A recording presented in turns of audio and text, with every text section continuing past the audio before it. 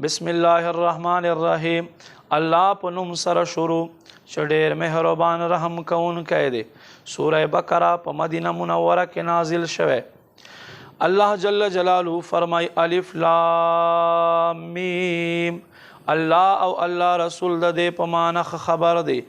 ذالک الکتاب، دا کتاب دی، لا ریب فیه، د شک گنجائش نشته په دې کتاب کې، هدی للمتقین، دا کتاب پرهیزګارانو د پاره هدایت دی.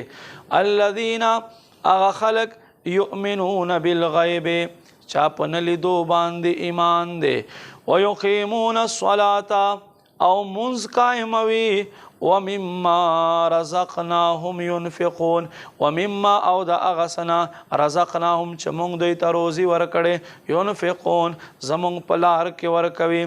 والذین، او هغه خلق، یؤمنون چې ایمان دی، بما انزل، اے محبوبه په کتاب باندې چې تا طرف ته نازل شوی، وما انزل، او هغه چې نازل کړلی شوی، من قبلک، لستان مخکې، وبالآخرة هم یوقنون، او دک خلق دی چې په آخرت باندې یقین لري. اولئک علی هدی من ربهم، دا خلق خپل رب لجانب په هدایت باندې دی. واولئک هم المفلحون، او دک خلق کامیاب دی.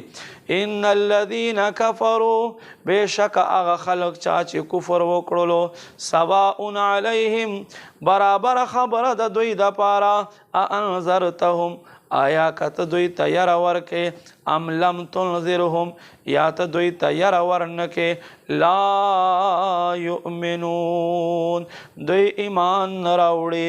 ختم الله علی قلوبهم، الله مهر وهلو په زړونو د دوی باندې، وعلى سمعهم، او په غوږونو د دوی باندې، وعلى ابصارهم، او په سترګو د دوی باندې، غشاوة، پردې پرتې دي، ولهم عذاب عظیم، او دوی د پاره لوی عذاب دی.